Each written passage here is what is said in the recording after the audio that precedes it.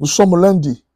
Aujourd'hui, c'est lundi 25 août 2025.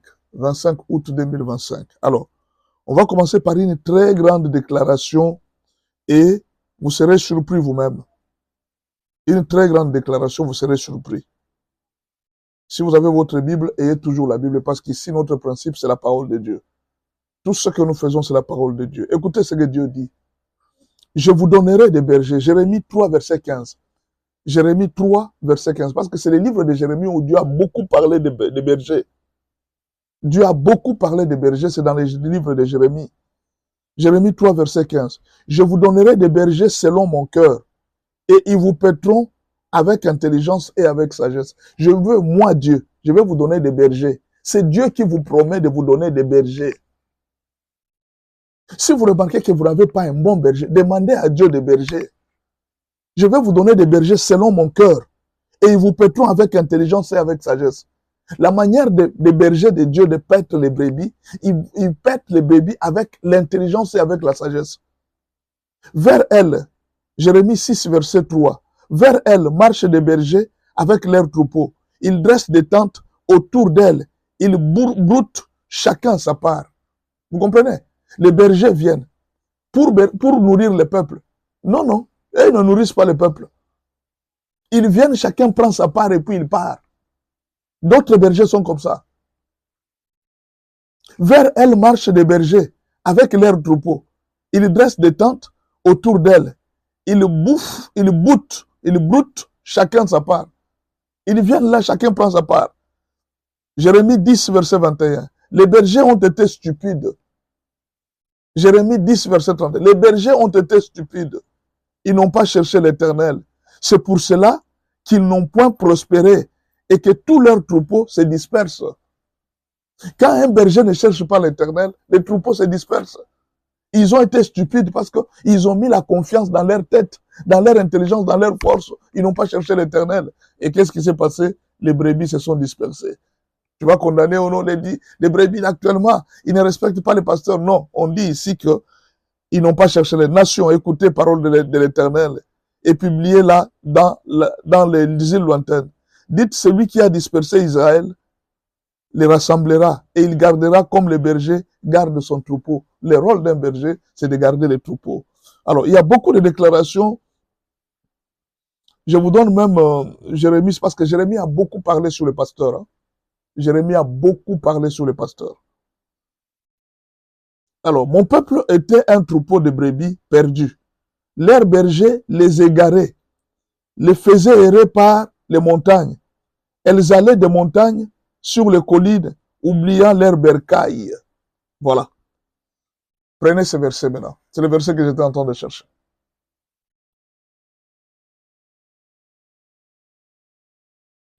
Prenez ce verset, c'est le verset que j'ai cherché. C'est peut-être vers la conclusion du livre de Jérémie. Ça, je demande à quelqu'un de m'écrire ce verset. Jérémie 50, verset 6. Jérémie 50, verset 6. Écrivez-moi ce verset, s'il vous plaît. Jérémie 50, verset 6. Mon peuple était un troupeau de brebis. Les chrétiens, vous êtes un troupeau de Dieu. Vous êtes un troupeau de brebis. Jérémie 50, verset 6. Mon peuple était un troupeau de brebis perdus. Leurs bergers les égaraient, les faisaient errer par les montagnes. Elles allaient des montagnes sur les collines, oubliant leurs bercailles. Nous avons aujourd'hui un troupeau qui a oublié les bercailles. Les brebis ne savent plus l'église. Chacun part là où il veut. Et alors, tous ceux qui les trouvaient, les dévoraient. Tu vas voir un chrétien, il a quitté l'église. Il commence à aller là où il veut. Il commence à faire des choses qu'il veut. Mais alors, qu'est-ce qui se passe? Quand quelqu'un, un faux prophète, arrive en route, il te dévore. Un magicien arrive en route, il se présente comme il te dévore. Tous ceux qui les trouvaient, les dévoraient. Et leurs ennemis disaient, nous ne sommes point coupables, puisqu'ils ont péché contre l'Éternel, la demeure de la justice, contre l'Éternel, l'espérance de leur père. Vous comprenez? Ces gens qui, les faux pasteurs, ils disent que non, ce n'est pas notre problème. Ce n'est pas notre problème. Ils disent que ce n'est pas notre problème. Vous comprenez? Ce n'est pas notre problème. Bonjour Patrick Boukouda. Il dit c'est leur problème. Ce n'est pas notre problème à nous. Est-ce que vous pouvez me permettre maintenant que je commence? Aujourd'hui, il y a un problème. Parce que beaucoup de gens se sont invités dans les ministères. Beaucoup de gens se sont invités dans l'œuvre de Dieu. Je ne sais pas, peut-être que l'œuvre pastorale est meilleure que tous les autres œuvres. C'est comme si les gens aiment l'œuvre pastorale plus que les autres dons. Le don pastoral aujourd'hui est le don le plus exploité par tous. Je vais vous donner, et vous allez remarquer, tous les grands musiciens dans mon pays, par exemple, tous sont devenus presque pasteurs. La majorité des grands musiciens, ceux qu'on connaissait musiciens hier, aujourd'hui presque eux tous sont devenus des pasteurs. Qu'est-ce qui ne va pas dans la musique qui les ont amenés à être pasteurs? On ne sait pas. Tous les féticheurs se sont faussement convertis, ils se sont transformés en pasteurs. Tous les prophètes de l'Église sont devenus des pasteurs. Tous les docteurs sont devenus des pasteurs. C'est-à-dire, c'est comme si le seul ministère que les gens aiment, c'est le ministère des pasteurs. C'est le plus grand ministère et c'est le ministère le plus combattu. Et c'est dans ce ministère qu'il y a beaucoup de dégâts. C'est dans ce ministère qu'il y a beaucoup de dégâts. Faites attention. Si vous avez un mauvais berger, vous allez vous perdre. Si vous avez un bon berger, vous allez entrer au ciel. Un mauvais berger peut vous perdre. Nous venons de vous lire ici. Ésaïe 50, verset 21. Les bergers les égaraient. Faites attention, si vous avez un mauvais berger, il va vous égarer. Il va vous donner un mauvais chemin.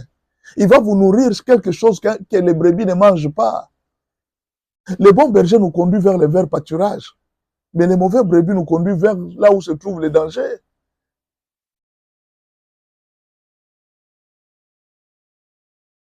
Il y a un verset que je vais vous lire. Ça, c'est Jésus qui donne ce verset. Jésus donne ce verset ici. Vous allez comprendre beaucoup de choses aujourd'hui. Pourquoi Jésus a donné ce verset? Pourquoi Jésus a donné ce verset? Jésus parle, il parle des bergers. Pourquoi Jésus a donné ce verset où il parle des bergers? Je veux que vous puissiez comprendre le plan du Seigneur. Prenez le livre de Jean 10. Jean 10, verset 10. Le voleur ne vient que pour dérober, égorger et détruire. Je répète, le voleur ne vient que pour dérober, égorger et détruire. Moi, je suis venu afin que les brebis aient la vie et qu'elles soient dans l'abondance. Je suis le bon berger. Le bon berger donne sa vie pour ses brebis. Mais le mercenaire, qui n'est pas le berger, et qui n'appartient pas à qui n'appartient pas les brebis, voit venir le loup, abandonne les brebis et prend la fuite, et le loup les ravit et les disperse. Vous avez compris? Jésus est le bon berger. Nous avons, quand vous avez un mercenaire, chaque fois qu'il y aura un danger, il ne va pas vous défendre. Vous pouvez avoir un problème, il ne va pas s'occuper de votre problème. Vous pouvez avoir des difficultés, ça ne les regarde pas. Parce que c'est un mercenaire. Pourquoi Jésus a mis des brebis, des bergers? Maintenant, écoutez-moi. La première raison pour laquelle Jésus a mis des bergers, des pasteurs, c'était pour protéger les brebis des loups ravisseurs. Les brebis étaient mangés par des lions. Ils sont mangés souvent par des loups. Ils sont mangés souvent par des ours. Ils sont mangés par tous les animaux aiment les brebis. Mais alors, pour que ces gens soient protégés, Jésus avait mis des bergers. Il avait prévu que les bergers soient là. Parce que quand les lions voient les bergers, il sait peut-être que ces bergers peuvent être armés. Les lions ont peur. Quand les loups voient les bergers, les loups ont peur. Ils fuient. C'est pourquoi même parfois on est en train de parler que les loups portent parfois les habits des brebis parce qu'ils s'immiscent, ils s'infiltrent. Pourquoi? Il y avait 3 missions que les diables venaient faire vers les brebis qui n'ont pas de berger. Il vient voler, il vient détruire et puis il vient tuer.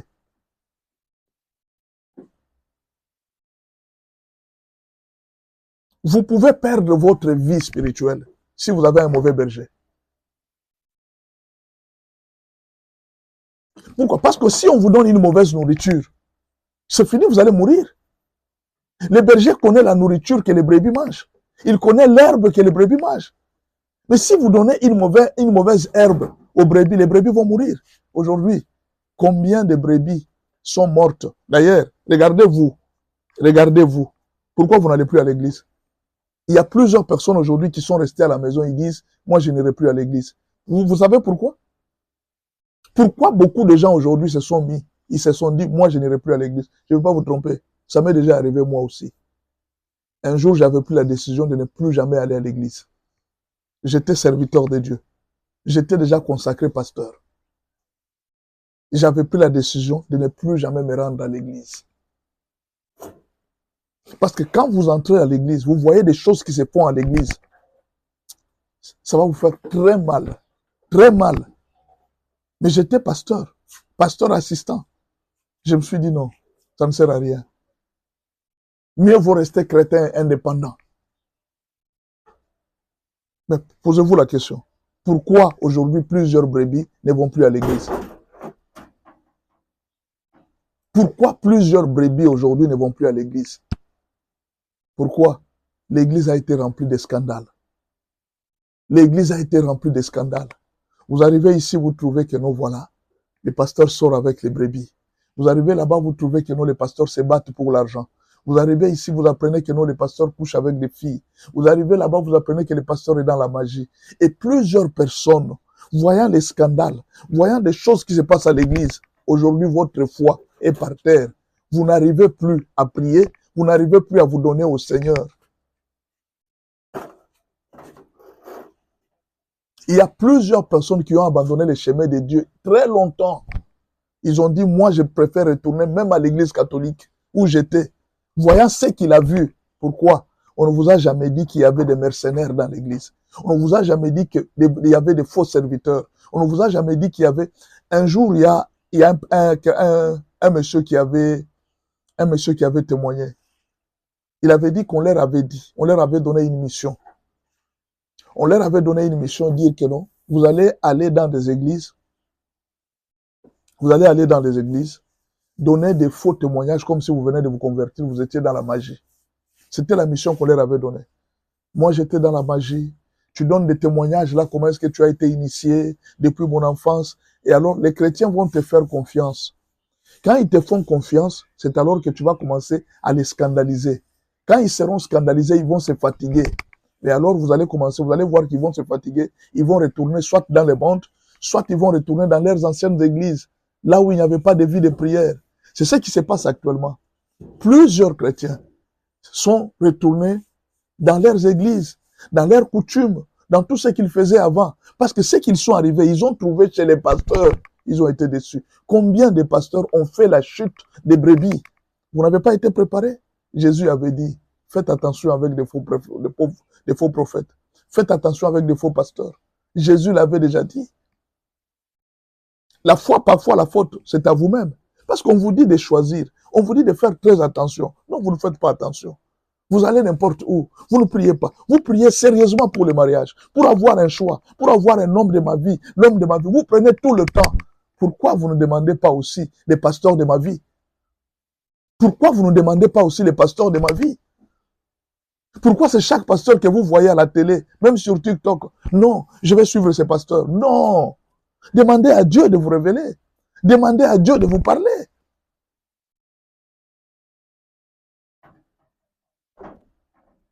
Est-ce que vous comprenez? Parfois, vous vous blessez vous-même parce que vous ne suivez pas la procédure.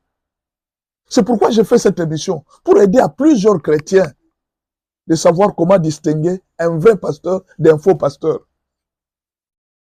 Ah, si vous ne suivez pas ça, c'est votre problème. Aujourd'hui, moi, je vous donne des critères. Les critères divins d'un pasteur.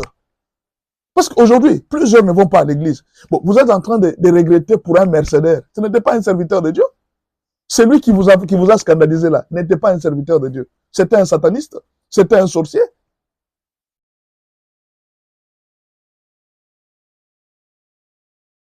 Je vous ai donné un témoignage une fois ici que j'ai vu une fille, elle est venue me voir, elle dit au papa, il y a un pasteur qui m'a violé. Le pasteur t'a violé. T'as violé comment? Comment un pasteur? Et ce pasteur est un pasteur d'une grande église que je ne veux pas citer le nom. C'est une grande communauté. Je ne veux pas citer le nom ici. Le pasteur d'une grande communauté, il a violé la fille. Ah, le pasteur t'a violé? Oui, il m'a amené. Moi, je suis arrivé à l'église, il a eu pitié de moi. Il dit non, je suis en train de donner de l'aide aux orphelines. Comme tu es orpheline, tu souffres, je vais t'aider. Va telle place à mon entreprise. J'ai une entreprise, j'ai une ONG. Tu vas arriver là-bas, c'est une entreprise, tu demandes au gérant qui est là, il va te montrer où se trouve mon bureau. C'est une fille mineure. Elle avait à peine 17 ans. Mais elle développait physiquement. La fille, innocente qu'elle est, elle croit au pasteur. Elle est partie. Jusqu'à soit le bienvenu. Merci beaucoup d'être là. La fille croit au pasteur. Elle est partie. Elle arrive. Elle se rend compte que là où elle entrait, on lui a montré, elle a trouvé les gérants, les messieurs qui étaient là. Il dit, non, madame, va là-bas, il lui donne la clé. Le bureau est là-bas. Il t'a parlé d'un bureau. Il dit, le bureau est là-bas, va monter là-bas. La fille monte, elle se rend compte que c'était dans un hôtel. La fille se rend compte que c'était dans un hôtel. Ce n'était pas un bureau, c'était un hôtel. Elle dit, ah, mais ça c'est un hôtel? Oui, il a dit de l'attendre là-bas. Va l'attendre. Elle est montée dans la chambre, le pasteur est arrivé. Quand le pasteur est arrivé, allez, le pasteur a commencé à la forcer à coucher. Le pasteur a réussi à la violer. Quand le pasteur l'a violée, la fille est sortie, elle a dit non, je vais à la communauté de cette église, je vais porter plainte. Le pasteur l'a supplié, ah non, trop tard, la fille est partie. Quand elle arrive à la communauté a dit que non, bon voilà, nous allons faire l'arrangement à l'amiable. Ils ont acheté une parcelle pour la fille et le pasteur avait fui, il était parti en Angola. Il est parti, il a fui. Il a laissé l'église, il a laissé tout, il est parti, il a fui. Vous trouvez ça normal? Le pasteur qui fuit, il laisse les brebis, il laisse tout, il fuit, il s'en va en Angola.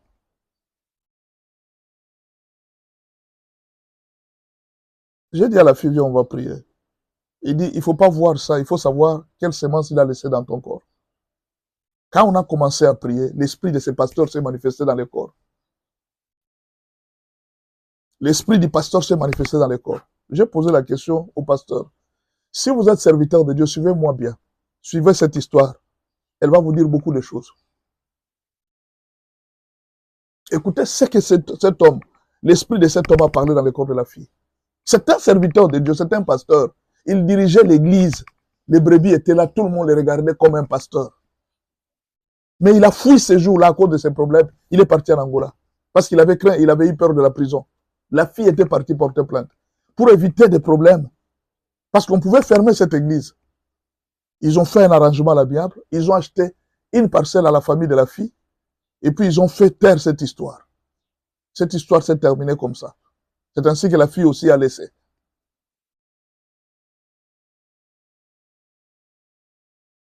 Écoutez ce que ce pasteur a dit dans le corps de la fille. Le pasteur dit ceci. Il dit, moi, je suis venu de l'Angola. La communauté était venue installer une église en Angola. Alors, ils cherchaient un serviteur de Dieu. Ils étaient à la recherche d'un serviteur de Dieu qui pouvait rester avec l'église. Moi, je suis sorcier depuis le ventre de ma mère. Je ne me suis jamais converti au christianisme, jamais. Mais j'allais à l'église, je servais Dieu à l'église tout ce temps ici. On me connaissait comme un serviteur de Dieu. J'étais très zélé. Alors, quand eux, ils sont arrivés, ils nous ont donné des enseignements sans demander la délivrance, passer par quoi. Ils ont vu seulement les ailes, ils ont dit non, comme tu es très zélé, En tout cas, on va te donner l'église, on va te laisser l'église. C'est ainsi que je suis devenu pasteur de leur communauté en Angola. J'ai commencé à diriger, j'étais sorcier depuis mon enfance. Je n'ai jamais abandonné ma sorcellerie. Alors, comme ils ont vu que j'étais zélé, je travaillais bien, il y avait un vide quelque part, ils m'ont appelé de l'Angola pour m'amener ici à Kinshasa. En réalité, j'ai vu l'étoile de cette fille. Je voulais juste me servir de cette étoile pour les choses que moi j'ai fait. Mais je ne suis pas pasteur, je suis sorcier. Maintenant, dites-moi, si vous êtes scandalisé par un tel homme, vous fouillez l'église pour un sorcier, vous pensez que c'est normal? C'est parce que vous n'êtes pas sage. Ne fouillez pas l'église pour n'importe qui. Il y a des mercenaires. Jean 10, verset 10 à 11. Moi, je suis le bon berger. Je suis venu afin que les brebis aient la vie et qu'elles les aient en abondance. Quand un berger vous dirige d'après l'esprit du Seigneur, vous allez remarquer une chose. Les brebis seront dans une vie abondante. Ils auront une vie stable. Parce que la parole de Dieu sauve la vie des gens. La parole de Dieu donne la paix. Quand quelqu'un vous nourrit la nourriture de Dieu, vous serez en très bonne santé spirituelle.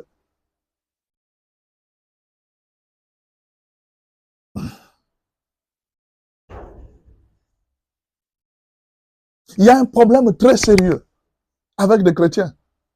Un problème très sérieux. Vous fouillez l'église pour un mercenaire. Jésus dit ici, dans l'église, il y a aussi des mercenaires qui sont venus pour l'argent, qui sont venus pour les biens de ce monde. Les mercenaires sont arrivés dans l'église. Maintenant, ceux qui scandalisent là, ce sont des mercenaires. Vous ne pouvez pas fuir l'église à cause des mercenaires. Vous ne pouvez pas abandonner de servir Dieu à cause des mercenaires. Ils disent que quand il y a un danger, ils fouillent et ils abandonnent les brebis. Vous allez les voir seulement comme ça. Ils abandonnent les brebis, ils laissent toutes les brebis, ils partent. Ce sont des mercenaires. Ils se déguisent en habits d'agneau, mais ce sont des loups ravisseurs. Il y a des faux docteurs. Il y a des faux prophètes. Jésus nous a avertis plusieurs fois. Faites attention avec des faux prophètes. Faites attention avec des faux docteurs. Faites attention.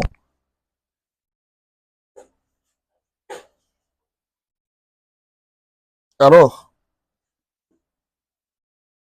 Jésus nous demande, il dit, les gens ont posé la question à Jésus, il dit, mais comment alors nous allons les reconnaître? Les gens ont posé cette question. Comment alors nous allons les reconnaître? Jésus n'a pas dit, priez votre Père, il va vous révéler. Non, il n'a pas dit ça. Il pouvait dire, il dit, si vous voulez reconnaître un faux serviteur de Dieu, priez votre Père et il va vous montrer. Non, Jésus n'a pas dit ça. Jésus n'a pas dit ça. Il a dit ceci. Observez leurs fruits. Observez leurs fruits. Parce qu'un bon arbre produit de bons fruits. Maintenant, quels sont les fruits d'un pasteur divin? Comment connaître que ça c'est un pasteur et ça c'est un mercenaire? Comment connaître que ça c'est un aventurier et ça c'est un bon serviteur de Dieu?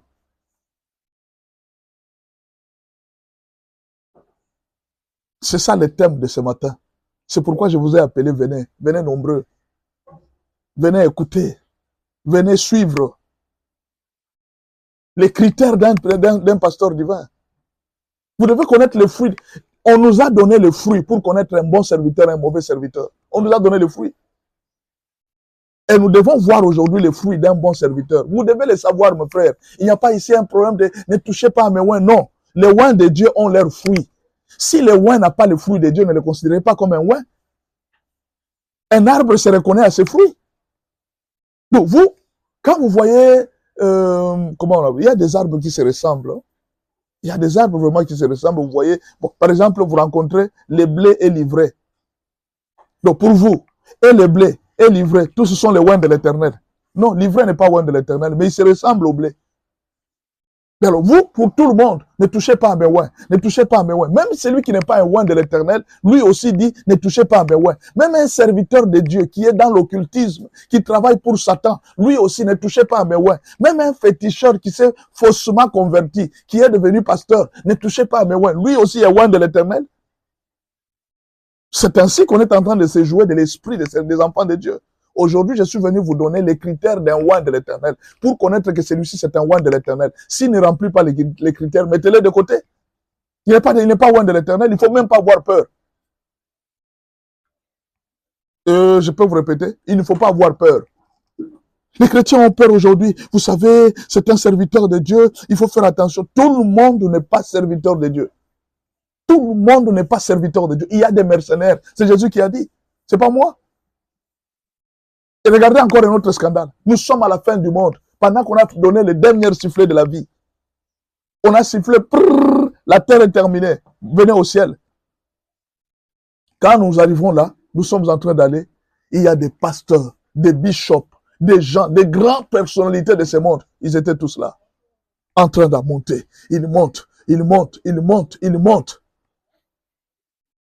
Quand ils arrivent là, le Seigneur a commencé à trier.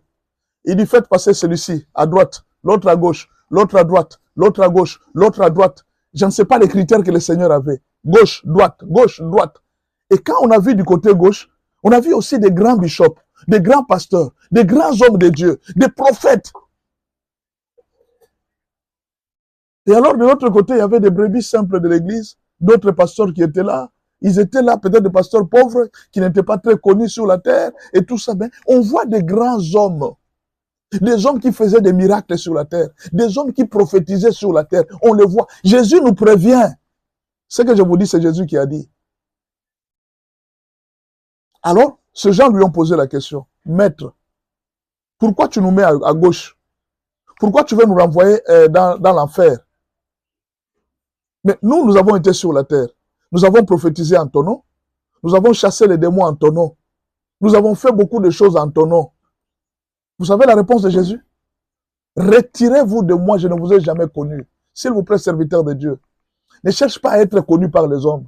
Cherche à être connu par Dieu. Je peux répéter à un serviteur de Dieu. Ne fais pas un effort que les hommes te connaissent. Laisse Dieu va te faire connaître aux hommes. Fais un effort que Dieu te connaisse. Oh, je peux répéter ça même 40 fois. Ne fais pas, ne te bats pas, ne cherche pas la renommée humaine. Cherche la renommée auprès de Dieu. Ce jour-là, les gens qui avaient la renommée des prophéties, la renommée des miracles, ces jours-là, ils n'ont pas été reconnus par le Seigneur. Maintenant, dis-moi, tout ce travail que tu as fait sur la terre, et qu'un jour Dieu te dise, je ne t'ai jamais connu. Et qu'un jour Dieu te dise, retirez-vous de moi, serviteur de l'iniquité. Comment Jésus peut rejeter quelqu'un qui est sauvé, quelqu'un qui a enseigné, quelqu'un qui a prié pour les malades, quelqu'un qui a guéri, qui a accompli des miracles. Ils ont fait des miracles, ces gens. Ils ont accompli des miracles sur la terre. Mais ce jour-là, Jésus leur dit, retirez-vous de moi, je ne vous ai jamais connu. La question que je te pose, serviteur de Dieu, est-ce que Dieu te connaît? Ces gens aussi pensaient qu'ils étaient connus de Dieu, parce qu'ils avaient confiance dans leurs miracles. N'aie pas confiance dans la foule qui te suit. N'aie pas confiance dans les dons spirituels. Aie confiance dans celui qui t'a sauvé. Regarde ta marche. Regarde comment est-ce que tu marches avec le Seigneur. Tu peux te répéter. Regarde comment est-ce que tu marches avec le Seigneur. Regarde autour de toi. Depuis un certain moment, tu as commencé à te donner à l'impudicité. Depuis un certain moment, tu as commencé à faire des pratiques qu'au début, tu condamnais. Tu condamnais ces choses que tu fais maintenant. Tu les condamnais. Aujourd'hui, tu commences aussi à les faire. C'est l'influence du milieu. Quitte ces choses. Répands-toi. Cherche la face du Seigneur. Non, je ne te pointe pas du doigt. Moi aussi, cherche la face du Seigneur. Répands-toi. Moi aussi, je me pointe de doigt. Cherche la relation avec le Seigneur. Cherche à être connu du Seigneur plutôt qu'à être connu des hommes. Non, je peux répéter ça 100 fois. Cherche à être connu de Dieu plutôt qu'à être connu des hommes. Un serviteur de Dieu ne cherche pas la réputation. Un serviteur de Dieu n'est pas celui qui vient se justifier. On t'injurie, tu veux te justifier. Te justifier pourquoi? Tu veux te justifier pourquoi? Laisse Dieu va te justifier. Chaque jour, des raisons. Oh non, écoutez, je vais répondre. Je vais parler moi aussi. Tu parles quoi? Si tu es serviteur de Dieu, laisse Dieu va te justifier. Pourquoi tu veux répondre à tout coup? Tu n'as pas besoin de ça, mon frère. Tu as besoin d'être connu par le Seigneur. Tu as besoin d'être connu par le ciel. C'est le ciel qui doit te connaître, ce ne sont pas les hommes. C'est le ciel qui t'a appelé, ce ne sont pas des hommes qui t'ont appelé. Tu n'es pas serviteur des hommes. Tu n'es pas serviteur des réseaux sociaux. Tu es serviteur de Dieu. Tu n'as pas besoin de l'approbation des hommes. Tu as besoin de l'approbation de Dieu. Aujourd'hui, tu te lances toi aussi, tu vas avoir des véhicules, des jeeps, être connu des hommes, qu'on te respecte. Même si, écoutez, tous les serviteurs de Dieu dans la Bible n'avaient pas d'église. Il y a un serviteur de Dieu qui avait, on connaît seulement une seule âme. Dans la Bible, il y a un serviteur de Dieu qui n'avait qu'une seule âme. Et Dieu l'a reconnu comme serviteur de Dieu. Oh non. Mes frères, ça me fait mal quand je vois cette histoire. Ça me fait mal. Je vous dis la vérité, ça me fait très mal. Toute la ville, Dieu ne voit pas les gens. Toute la ville, Dieu ne voit pas les gens. Pour recommander l'apôtre Paul, Dieu l'envoie dans un coin de la rue où se trouvait un serviteur de Dieu, un soi-disant serviteur de Dieu, ni connu, ni vu, ni influent. Mais Dieu parle que j'ai mon serviteur qui s'appelle Ananias. Il n'avait aucune brebis. Mais c'est mon serviteur. Va le voir. Mais ce monsieur-là, quand l'apôtre Paul arrive chez ce monsieur met les mains sur l'apôtre Paul. Les écailles sur les yeux tombent. Un serviteur de Dieu très puissant, mais qui n'avait aucune brebis. Aucune brebis. On ne connaît pas la quantité de son église. On ne connaît pas s'il priait avec qui. On ne connaît pas. On ne parle même pas de rien de lui. Il était juste chez lui à la maison. Mais Dieu le connaît, mon frère. Je préfère encore que tu restes quelque part avec 2 brebis, avec même ta famille, vous êtes en train de prier, mais Dieu te connaît comme serviteur de Dieu, plutôt que d'aller chercher des foules, d'avoir des foules. Moi, je suis une grande église. Qu'est-ce que ça veut dire grande église? Et aujourd'hui, on commence à parler même des grands serviteurs de Dieu. Plus grand qu'Ananias, qui n'avait aucune église. C'est lui au cœur depuis, Dieu avait envoyé Paul. Lui-même l'apôtre Paul, qui est célèbre d'ailleurs dans la Bible. Il avait l'église de combien de membres? Pourquoi vous vous battez pour le nombre de membres? Pourquoi vous vous battez pour la grandeur? Dieu n'a pas besoin de votre grandeur. Dieu a besoin que vous deveniez grand devant lui, pas devant les hommes. Dieu a besoin que vous soyez purs devant lui, pas devant les hommes. Vous cherchez à tout prix à vous justifier. Non, je n'ai pas été à l'hôtel. Non, je n'ai pas été ceci. Tu te bats avec qui? Toi-même, tu ne sais pas que tu as été à l'hôtel. Toi-même, tu ne sais pas ce que tu es en train de faire. Tu cherches à tout moment à passer dans les réseaux sociaux. Je ne suis pas dans l'occultisme. Je ne suis pas dans la sorcellerie. Les gens pensent que je suis dans la sorcellerie. Les gens pensent que je suis dans la magie. Tu as besoin de te justifier. Pourquoi? Le Saint-Esprit va te justifier. Tu te bats pourquoi? Tu te bats avec qui? Le Saint-Esprit va te justifier. Si tu es mercenaire, ce sont les mercenaires qui cherchent des titres. Même si vous arrivez à l'église, vous me mettez au dernier banc, ce n'est pas mon problème. Si je suis là, je ne suis qu'un envoyé sur la terre. C'est celui qui m'envoie qui va me donner la place. Toi, tu es en mission. Tu veux te donner la place pourquoi? Celui qui t'a donné la mission va t'indiquer. Dieu va t'indiquer, il dit, va tel endroit. On va te donner la place, on te donnera à manger. Regardez Élisée. Il n'avait pas à manger. Dieu lui a envoyé, il dit, va à la maison de la veuve de Sarepta. C'est là qu'on va te nourrir.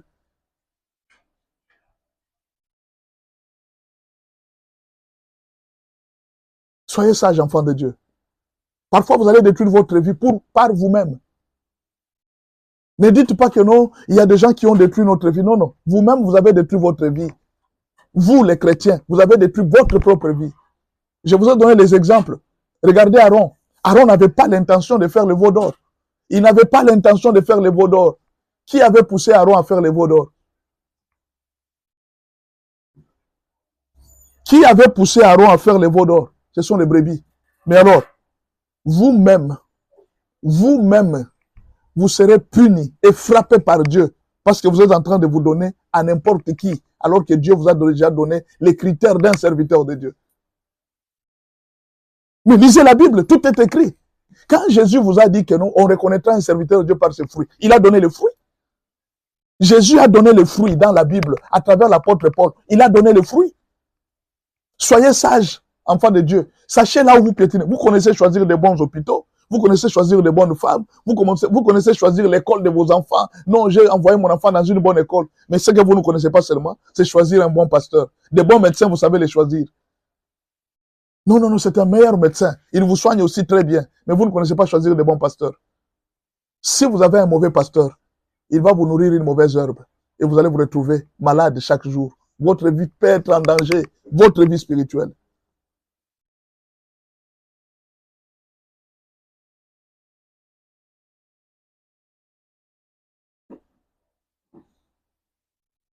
Un jour, je parlerai de ça, les 20 maladies spirituelles, des brebis de temps de la fin.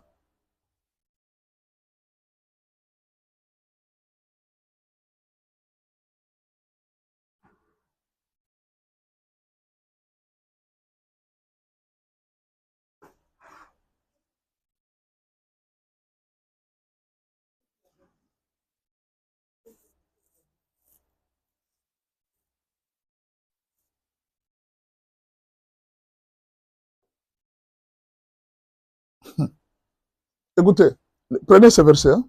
Je veux que vous puissiez lire ce verset. Merci beaucoup, Nzambe Mutua Solo. Il y a 9 dons du Saint-Esprit et 9 fruits du Saint-Esprit. Nous devons avoir le discernement du Saint-Esprit. Ça, c'est très important. Utilisez le Saint-Esprit. Ça, ce n'est pas le moment de commencer à se plaindre chaque jour. Je vois beaucoup de gens en train de se plaindre. Ah, c'est pas les pasteurs aujourd'hui. Ils sont vraiment aujourd'hui. Je suis déçu des pasteurs. Tu es déçu des pasteurs. Jésus ne nous avait pas dit. Ils avaient dit que vous n'avez pas dit que vers la fin de temps, il y aura beaucoup de faux prophètes. Il y aura beaucoup de faux pasteurs. Il y aura beaucoup de faux docteurs. Jésus n'avait pas dit ça. Mais pourquoi vous êtes surpris? C'est quelque chose qui est écrit dans la parole, mais vous êtes surpris. Sache que dans les derniers jours, il y aura des temps difficiles. Dès Timothée 3, je commence à partir du verset 1. Vous pouvez lire même jusqu'à 1 jusqu'à 9. Sache que dans les derniers jours, il y aura de temps difficiles. Car les hommes seront égoïstes, amis de l'argent, fanfarons, hautains, blasphémateurs, rebelles à leurs parents, ingrats, irréligieux, insensibles, déloyaux, calomniateurs, intempérants, cruels, ennemis des gens de bien, traîtres, emportés, enflés d'orgueil, aimant le plaisir plus que Dieu. Ça, c'est notre temps. C'est le temps de la fin. Maintenant, il y a le verset 6. Lisez 2 Timothée 3, verset 6. Il en est parmi eux qui s'introduisent dans des maisons et qui captivent des femmes d'un esprit faible. Vous avez compris? Il captive qui? Les femmes d'un esprit faible. Toujours les femmes. D'un esprit faible. D'un esprit faible et borné. Chargés de péchés, agités par des passions de toute espèce. Apprenant toujours et ne pouvant jamais arriver à la connaissance de la vérité. Chaque jour, ces femmes reçoivent les prédications. Chaque jour, elles sont en train d'apprendre dans l'église. Chaque jour, elles apprennent la parole de Dieu dans l'église. Mais elles ne grandissent jamais. Apprenant toujours, mais elles n'arrivent jamais à la connaissance de la vérité. Les soucis de Dieu, que vous arriviez à la connaissance de la vérité, que vous-même vous puissiez discerner. Ça, c'est un faux serviteur de Dieu. Ces hommes s'introduisent dans les maisons des femmes faibles. On peut même dire des brebis faibles. On s'introduit dans vos maisons, on vous trompe parce que vous êtes faible. Vous êtes dans l'église, vous apprenez toujours, mais vous n'arrivez jamais à la connaissance de la vérité. De même que Janès et Jambres s'opposèrent à Moïse, de même que ces hommes s'opposent à la vérité, étant corrompus d'entendement, réprouvés en ce qui concerne la foi, mais ils ne feront pas plus de grands progrès, car leur folie sera manifeste pour tous, comme le fut celle de ces deux hommes-là. Pour toi, homme écoutez, pour toi, tu as suivi de près mon enseignement, ma conduite, mes résolutions, ma foi, ma douceur, ma charité, ma constance. Tu as suivi, tu as vu mon exemple. Je suis resté avec toi. Tu as vu comment je me comporte. Comporte-toi aussi ainsi. Ne sois pas comme eux, Timothée. Ne les suis pas. Ce sont des instructions que Paul était en train de donner. Il donne à Timothée. Moi aussi, je te les donne aujourd'hui. Des instructions que je te donne aujourd'hui. Suis-les. Tu as été témoin de mes persécutions, mes souffrances. À quelle souffrance n'ai-je pas été exposé? À Antioche, à Icône, à Lystre. Quelle persécution n'ai-je pas supporté? Et le Seigneur m'a délivré de toutes. Or, tous ceux qui veulent vivre pieusement en Jésus-Christ, ils seront persécutés. Maintenant, toi là, quand tu vois un pasteur qui est persécuté, c'est celui-là que tu considères que c'est un faux serviteur. Mais alors que de vrais serviteurs de Dieu sont persécutés chaque jour, ils sont en train de vivre dans de grandes difficultés. Mais les hommes méchants et imposteurs avanceront toujours plus dans le mal, égarant les autres et égarer eux-mêmes. Vous comprenez? Les méchants, les faux serviteurs de Dieu, ils vont prospérer, ils vont aller toujours de l'avant, ils avanceront toujours. Toi, demeure dans les choses que tu as apprises et reconnues, certaines sachant de qui tu les as apprises. Dès ton enfance, tu connais les saintes écritures qui peuvent te rendre sage à salut par la foi en Jésus-Christ. Est-ce que tu comprends? Demeure dans quoi tu as appris depuis ton enfance. Tu connais les valeurs qu'on t'a données. Fais attention aujourd'hui. Ne te laisse pas emporter par ces gens. Ne te laisse pas emporter par ces gens. Tu sais pourquoi beaucoup de serviteurs de Dieu se sont lancés dans l'occultisme? C'est parce qu'ils n'ont pas pu supporter la souffrance. Ils n'ont pas pu supporter les persécutions. L'apôtre Paul a bien dit. Écoutez ce que l'apôtre Paul a dit. Elle dit, or, tous ceux qui veulent pieusement, tous ceux qui veulent vivre pieusement en Jésus-Christ, ils seront persécutés. Maintenant, lui était dans le Seigneur. Il a commencé à être persécuté. Comme c'est un mercenaire, comme il n'a pas la sémence de Dieu, il n'a pas pu supporter. Il n'a pas pu supporter les épreuves. Il n'a pas pu supporter la souffrance. Et qu'est-ce qu'il a dit? Non, non, moi je vais chercher l'argent auprès de Satan. Je vais chercher dans l'occultisme. Parce qu'il n'a pas pu supporter. Mais l'apôtre Paul dit à Timothée, tu as vu comment est-ce que j'ai souffert? Tu as vu comment est-ce que j'ai manqué? Tu as vu comment est-ce que j'ai été lapidé? J'ai été frappé, j'ai été injurié, j'ai été humilié, j'ai été rejeté. Tu as vu? Supporte. Ne suis pas les autres. Ils vont toujours prospérer dans leur mal. Ils vont toujours prospérer dans l'occultisme. Ils vont prospérer dans tout ce qu'ils sont en train de faire. Vous allez trouver un serviteur de Dieu qui est en train de sortir avec des femmes, mais il arrive à l'église, il fait des miracles. Ce serviteur de Dieu est dans l'impudicité. Il arrive à l'église, il fait des miracles. Tout le monde est surpris. Waouh, ça c'est un grand, ça c'est un homme de Dieu. Mais il va d'hôtel en hôtel. Il est dans le fétichisme. Il fait des miracles. Et vous là, vous êtes là. Aucun discernement. Vous êtes toujours en train de regarder, pensant que le salut viendra de Dieu. Non, en matière de ces choses, suis ce que je t'avais appris. Depuis ton enfance, tu connais la foi. Prends ces choses que je t'avais appris. Utilise-le. C'est ce que l'apôtre Paul a dit. Toi, tu attends Dieu. Dieu ne te dira plus rien. Il t'a déjà tout dit. Alors, laissez-moi commencer par les critères que Dieu nous a donnés pour connaître un vrai serviteur de Dieu. Non, vous devez les savoir. J'ai dit, vous devez les savoir. Les critères que Dieu nous a donnés pour connaître un vrai serviteur de Dieu. Vous devez les savoir. Je suis désolé, mais vous devez les savoir. Vous êtes obligé de les savoir. Si vous ne le savez pas, mais je vous dis que c'est votre affaire. Vous allez souffrir.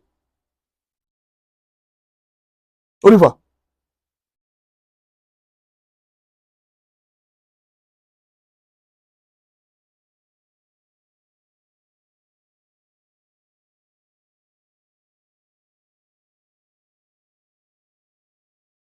Je ne sais pas si je vais vous donner combien. Il y en a beaucoup. Hein. Mais je veux que Dieu m'aide à terminer. Je veux que Dieu m'aide à terminer. S'il vous plaît, est-ce que vous pouvez aimer cette émission?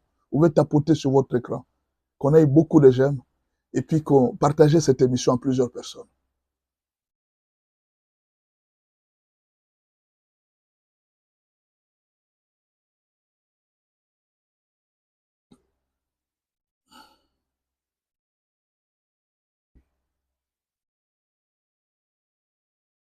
Notre verset de base, c'est 1 Timothée 3, verset 1.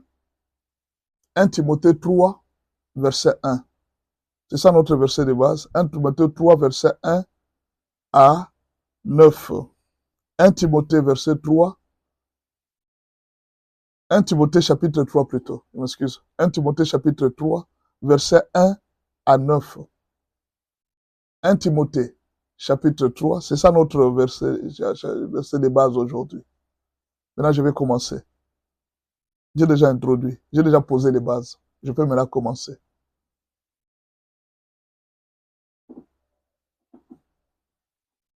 Il y a 20 critères. Nous avons parlé des 9 premières. Les autres, vous allez retrouver ça dans le...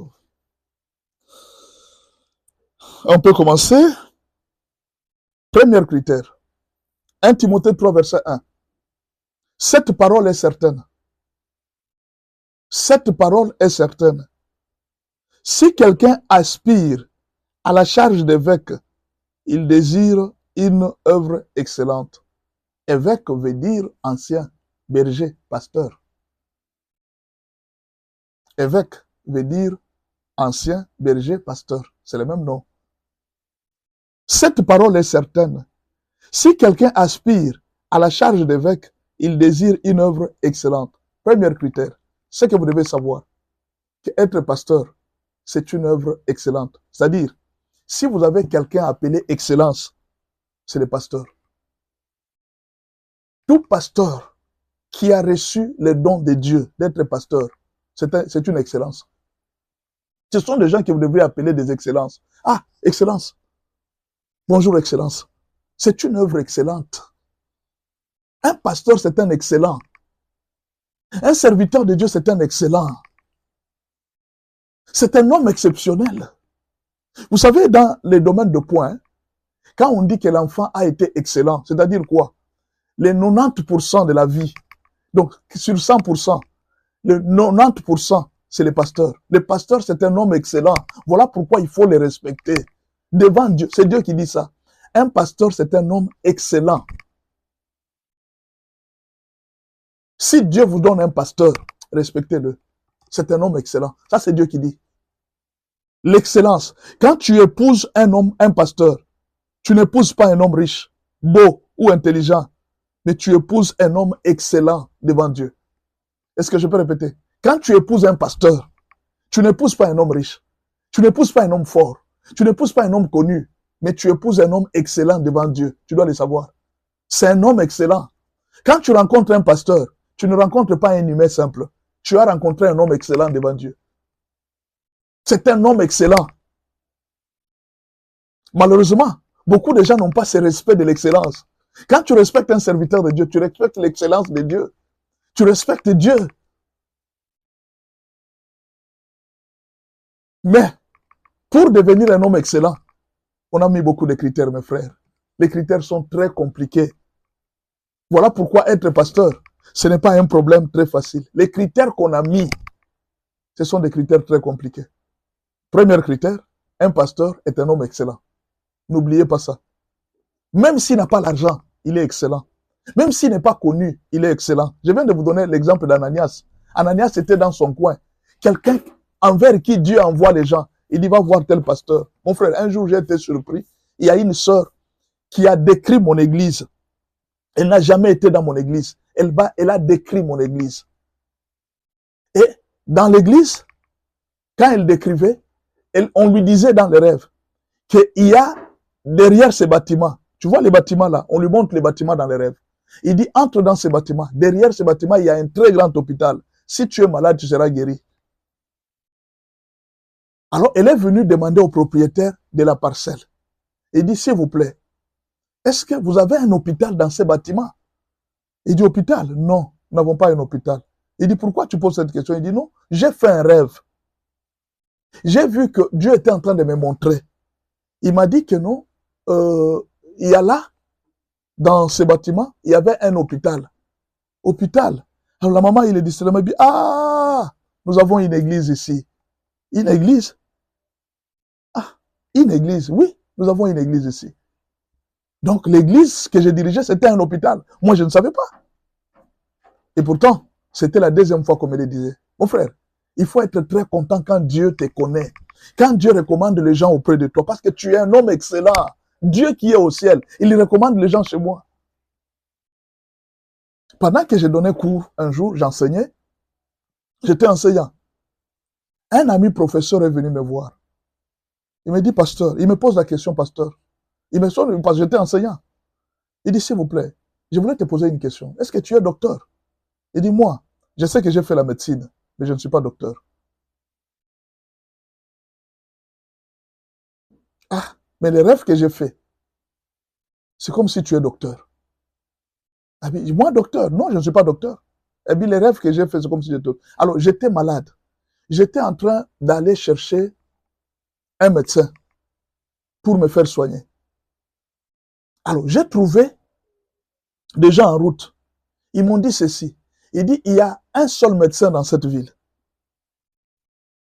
Va le voir. Il est très occupé. Pour le voir, c'est très difficile.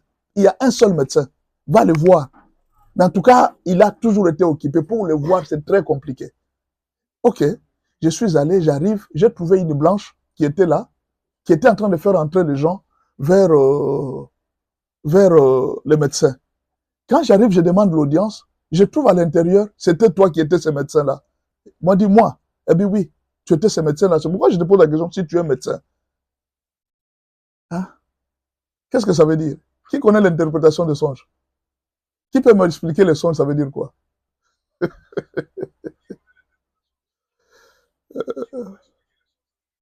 Mon frère, fais un effort d'être connu par Dieu. Ne fais pas un effort d'être connu par les hommes. Si Dieu te connaît, tu es en bon terme. Si Dieu recommande des gens de loin, il dit, j'ai mon serviteur dans cette ville, comme Ananias. Non, tu es dans les bons. Sois content parce que le travail de Dieu, c'est une œuvre excellente. Ça, c'est les premières conditions, vous devez le savoir. Quand vous avez rencontré un homme de Dieu, choisi par Dieu, vous avez rencontré un homme excellent. Ce sont des hommes rares sur la terre. L'apôtre Paul a eu la chance de rencontrer un des hommes rares de la terre, Ananias. Et Ananias a eu la chance de rencontrer un des hommes le plus puissants de la terre, l'apôtre Paul. Quand tu rencontres un homme envoyé par Dieu, tu as de la chance, mon frère. Je te dis la vérité, tu as de la chance. Quand tu rencontres un homme envoyé, choisi par Dieu, tu as de la chance. Ces hommes sont rares. Ces hommes ne sont pas connus. Souvent, c'est par révélation. Ce n'est pas facile parfois. Quand tu rencontres un homme choisi par Dieu, et moi, je pense que Dieu était en train de me parler pour me dire, je t'ai donné une mission. Le travail que tu fais ici, ce n'est pas ton travail. Tu as un autre travail que j'ai déjà choisi pour toi. Tu seras médecin de mes âmes. Tu vas commencer à soigner mes âmes. Je vais soigner les âmes de Dieu. Je serai médecin des âmes. Et Dieu m'a parlé de la médecine des âmes. On en parlera un jour. Sur le bon samaritain. La médecine des âmes. Le fait de ramasser les gens blessés. Les gens qui sont fatigués. Les gens qui n'ont plus la force d'aller à l'église. Vous les ramenez dans la bergerie. Vous les ramassez de partout, comme les bons samaritains. Vous les amenez à la bergerie. Le Seigneur m'avait parlé. Il dit, n'entre pas en conflit avec les églises, les pasteurs, non. Commence à ramasser tous ceux qui sont blessés. Donc, quand je me vois là sur les réseaux sociaux, je suis venu ramasser ceux qui sont blessés. Ceux qui n'ont plus le courage d'aller à l'église. On les ramène à l'église. On soigne leur cœur. On leur donne la force. Et puis, on les ramène à l'église. Allez à l'église. Rentrez à l'église. On dit toujours à celui qui a l'auberge, il dit, gardez-moi celui-ci, je viendrai payer les frais, je viendrai payer la suite. Nous sommes dans la médecine des âmes. Nous nous occupons des âmes perdues. Nous nous occupons des blessés de guerre, des hommes déçus, des personnes qui sont fatiguées du mariage, des personnes qui sont fatiguées de la vie. Ceux qui veulent se suicider, nous venons soigner leur cœur. Nous les ramassons et puis nous les amenons à l'église. C'est le plus grand travail que le Seigneur m'avait montré. Il dit, c'est le travail que je te donne. Tu vas commencer à me ramasser les brebis. Partout ils sont tombés. Va les soigner. S'il manque l'argent, donne l'argent. Moi, je vais te payer. C'est comme ça que le travail qu'on est en train de faire. Voilà pourquoi, quand vous allez voir la façon que je prêche sur les réseaux sociaux, je n'ai pas tendance à appeler les gens à venir vers moi. Non. Vous avez des églises. Je vous ramène seulement de rentrer dans vos églises, d'aller vers ces églises. Cherchez une église tout près. Ce que je vous donne aujourd'hui, c'est pour vous donner un modèle pour que vous puissiez connaître quel est le meilleur pasteur. Parce que vous tous, vous ne viendrez jamais chez moi. Jamais. La mission que nous avons, c'est juste de donner le courage à ceux qui étaient fatigués, qui n'ont plus la force d'aller à l'église. Nous vous donnons le courage de rentrer à l'église, de rentrer servir Dieu. Ce n'est pas un homme qui vous a sauvé, c'est Dieu qui vous a sauvé. Ce n'est pas un homme qui vous a sauvé, c'est Dieu qui vous a sauvé. Non, je ne peux pas être... Moi, c'est difficile que vous me trouvez, je parle mal d'un serviteur de Dieu. Non, je n'aime pas. Je peux donner des témoignages tels que ça et je ne peux pas parler mal d'un serviteur de Dieu. Même si c'est un aventurier, je ne peux pas le faire. Parce que Jésus a dit, même s'ils prêchent mal, non, même s'ils aiment l'argent, Christ n'est pas moins prêché dans tout ce qu'ils sont en train de faire. Christ est toujours prêché. Les autres, c'est vrai, servent par le ventre. Les autres, c'est vrai, servent pour leur propre gloire. Mais dans tout ça, Christ n'est pas moins prêché. Christ n'est pas moins prêché. Il y a des gens qui prêchent parfois dans le bus. Vous ne les critiquez pas. À la fin, vous allez voir, c'est vrai qu'il va demander l'argent. Moi, je suis en France, je ne trouve aucune bonne église. Je fais comment, pasteur? Suis ce que je vais te dire et tu vas trouver une église aujourd'hui. Vous voyez un peu? Les gens prêchent dans des bus. Ne les critiquez pas. Même s'ils prêchent pour l'argent, Christ n'est pas moins prêché. Vous avez déjà vu ces gens-là prêcher Satan? Ils prêchent Jésus. Ces gens prêchent Jésus. Ils ne prêchent pas Satan. Ne les critiquez pas. Ne les critiquez pas. Deuxième critère. Être pasteur, c'est difficile, mes frères. Voilà pourquoi la sémence, un pasteur n'est pasteur que par la grâce de Dieu. Regardez le deuxième critère que l'apôtre Paul. Il vous dit d'abord que c'est une œuvre excellente. Deuxième critère, il doit être irréprochable. Être irréprochable. Entrons un peu en profondeur là-bas. Le mot irréprochable veut dire quelqu'un en qui on ne trouve pas de faute. Un pasteur doit être irréprochable. Si vous comprenez? Un pasteur doit être irréprochable. Vous avez quelque chose de Dieu, pasteur. Ah, gloire au Seigneur. Là, je ne resterai pas là où je vois qu'il y a la mort. Je viendrai là où il y a la vie. C'est vrai. Il faut chercher la vie, mon frère. Il ne faut pas jouer. Deuxième critère, un pasteur doit être irréprochable. Est-ce que je peux répéter ça?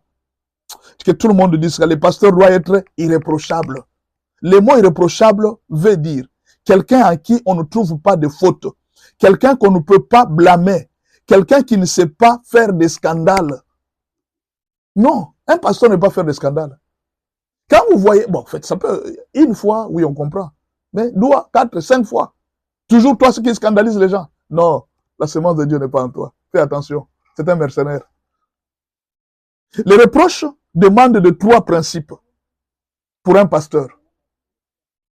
Quand on reproche un pasteur, il y a 3 principes. Premier principe, les us et coutumes de la société où il vit. Il ne faut pas que sa conduite dérange la société. Ça, c'est la première chose. Un pasteur ne peut pas déranger la société où il vit. Pourquoi? Parce que Dieu nous a donné la sagesse. Un pasteur, c'est un homme sage. C'est un homme intelligent. Il ne peut pas déranger les us et les coutumes de l'endroit où il vit. Même quand tu arrives dans un endroit, l'apôtre Paul dit, je m'excuse, l'apôtre Paul dit, avec les juifs, je suis comme juif. Et avec les grecs, je suis comme grec. C'est-à-dire, tu ne peux pas déranger les us et coutumes. Pourquoi à un certain moment, l'apôtre Paul avait été obligé de se raser la tête? Parce qu'il avait la sagesse. Il ne faut pas faire quelque chose qui peut déranger l'évangile. Écoutez, quand vous arrivez dans des milieux où la femme n'est pas très valorisée, dans des milieux, par exemple des milieux islamiques, où la femme n'a pas la même valeur que dans des milieux occidentaux, et ils savent comment est-ce qu'ils prennent la femme. Vous comprenez? Ils savent comment est-ce qu'ils considèrent la femme. La femme n'a pas la même valeur que dans des milieux occidentaux. Mais vous, quand vous arrivez, n'imposez pas l'Occident là-bas. Parce que vous ne gagnerez pas les âmes. Vous allez scandaliser les gens. Donc, le scandale dépend d'abord des us et coutumes de l'endroit où nous vivons. Il faut faire très attention. Il y a des endroits où vous ne pouvez pas mettre les femmes et les hommes se mettre sur le même banc. Non. Vous allez trouver les femmes de leur côté, les hommes de leur côté. Vous allez condamner. Vous allez dire, ah, ces églises sont des églises archaïques. Hein? Non. Ils ont compris les us et coutumes de l'endroit. La sagesse, elle est très importante quand vous dirigez une église. Il ne faut pas scandaliser les gens. Non, nous sommes des dieux. Ça fait quoi? Non, non, ça ne fait pas quoi. Deuxième chose, les reproches dépendent des recommandations bibliques. Vous devez faire très attention de respecter ce que la Bible vous demande. Il doit être le modèle de l'obéissance de la parole de Dieu. Les gens doivent trouver en vous les modèles de l'obéissance de la parole de Dieu, parce que c'est vous qui êtes les modèles de l'endroit. Mais si vous commencez déjà à défendre 2 femmes, si vous-même vous demandez 2 femmes, mais les brebis qui viennent de se convertir, ils vont demander combien de femmes? Si vous-même vous commencez à défendre l'alcool, les brebis qui viennent à l'église, ils vont défendre comment? Ah, le pasteur lui-même prend l'alcool, et nous autres ici.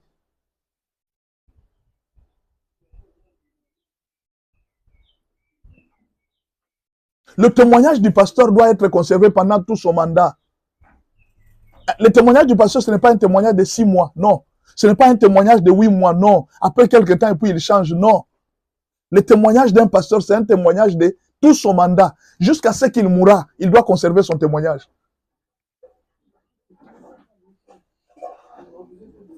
C'est le deuxième critère. Un pasteur doit être irréprochable. C'est chaque jour. Demain, on l'a attrapé avec une autre femme. Demain, non, le pasteur s'est battu à l'église. Après demain, mais comment est-ce qu'un pasteur peut avoir autant de reproches?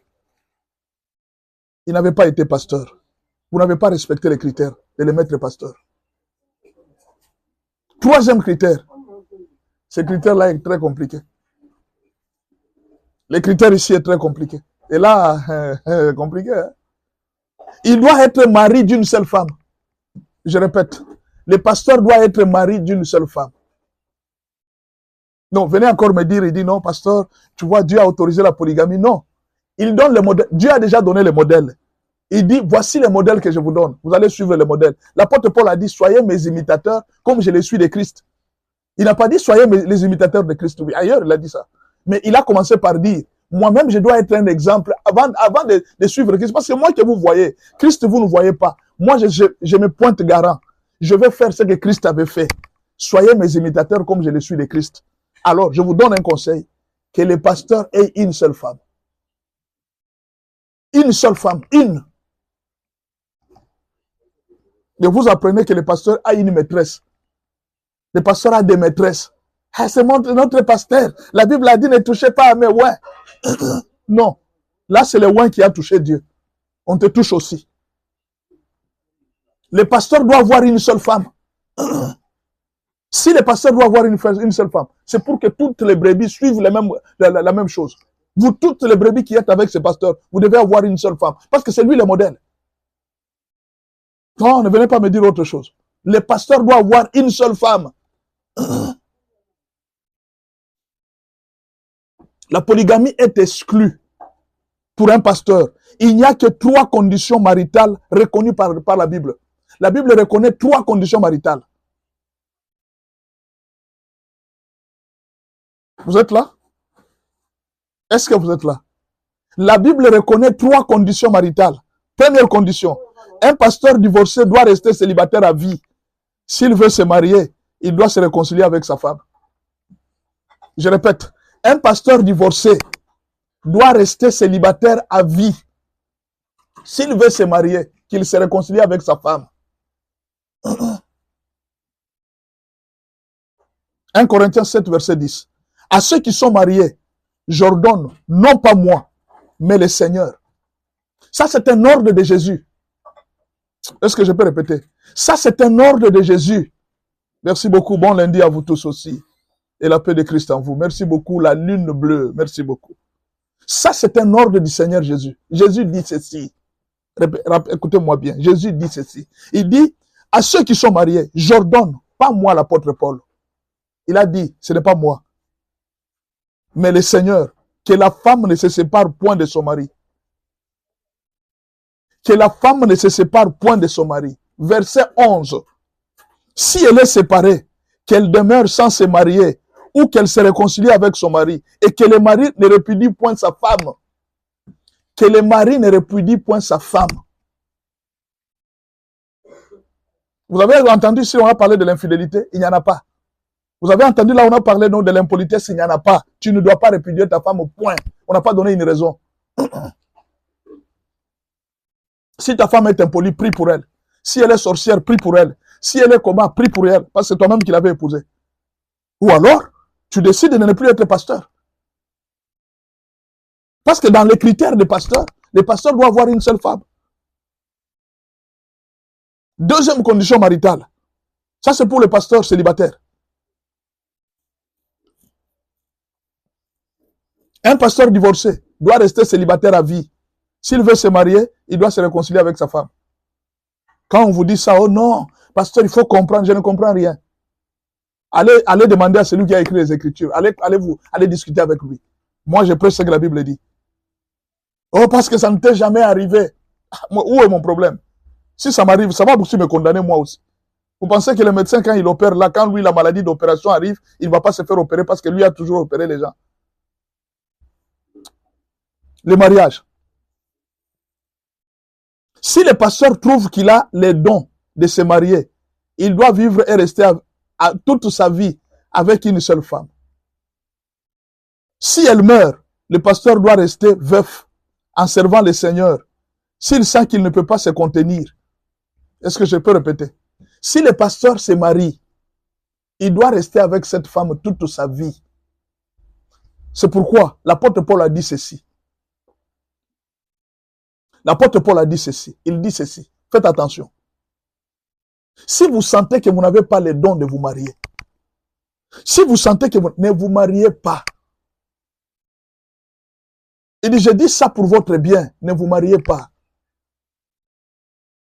Le mariage, c'est pour les gens qui ont reçu les dons de se marier. Ce n'est pas pour tout le monde. Si vous n'avez pas les dons, en tout cas, débrouillez-vous, restez célibataire.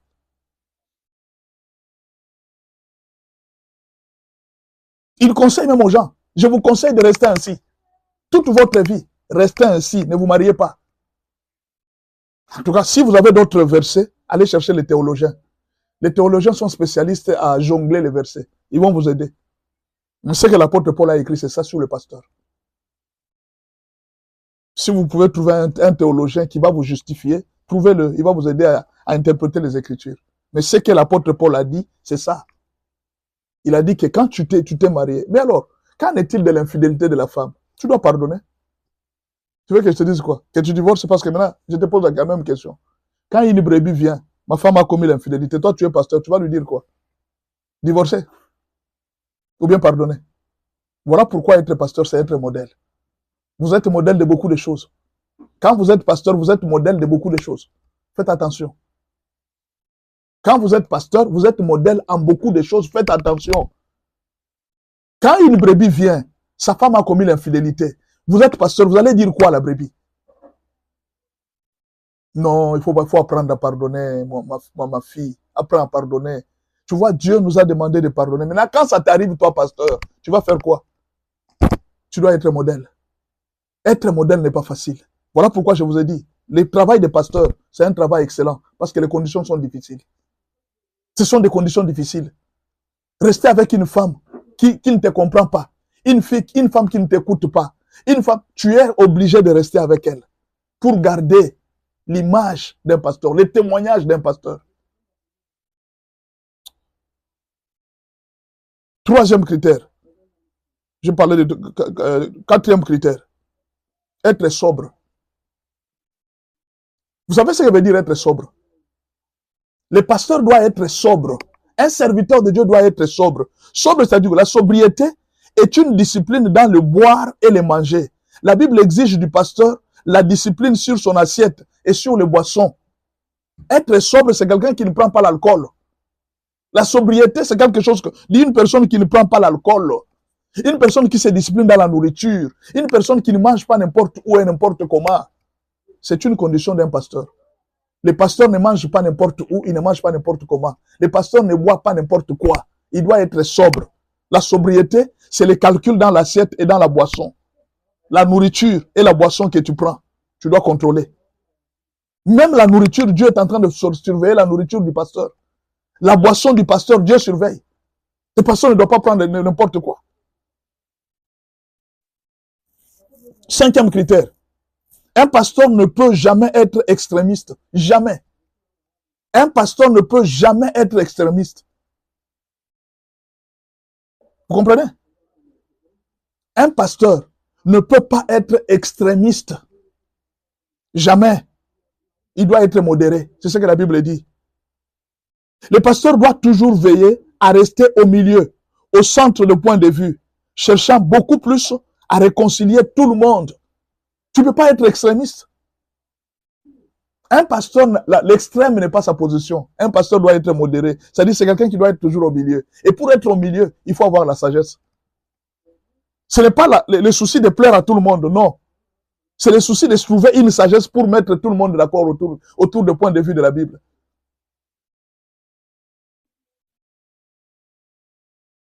Sixième critère. Le pasteur doit être réglé dans sa conduite. Le pasteur doit être réglé dans sa conduite. 1 Timothée 3, verset 2. Il faut donc que l'évêque soit irréprochable, mari d'une seule femme, sobre, modéré, réglé dans sa conduite. Je suis là. Réglé dans sa conduite. Le pasteur doit être réglé dans sa conduite. Je suis là. C'est là que je suis.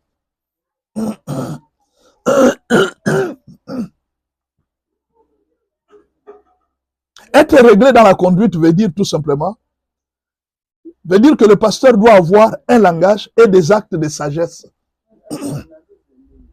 Tu dois être sage quand tu parles. Un pasteur ne blesse pas par des actes et par sa conduite. Tu dois faire un effort de ne pas blesser les gens. Le pasteur ne blesse pas.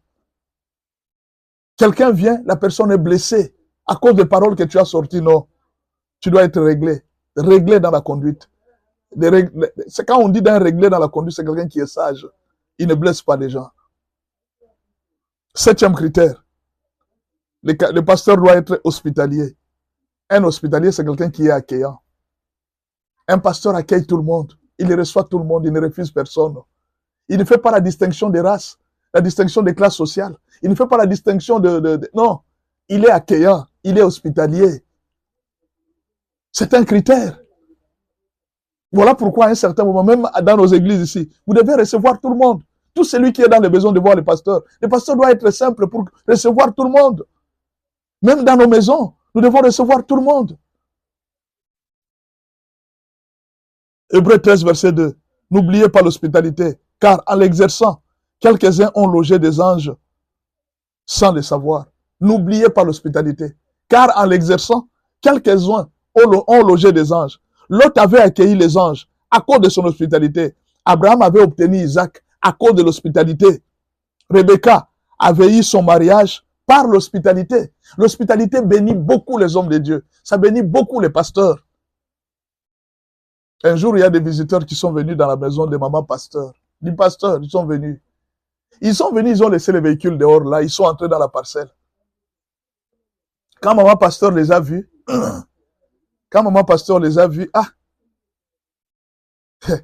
elle était en train de préparer. Hein.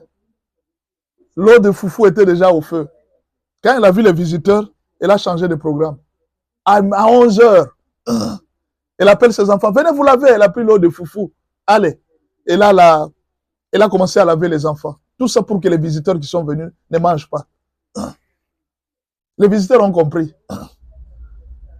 Alors, quelques temps après, les visiteurs ont dit à maman pasteur, il dit, maman, vous n'avez pas de garçons ici.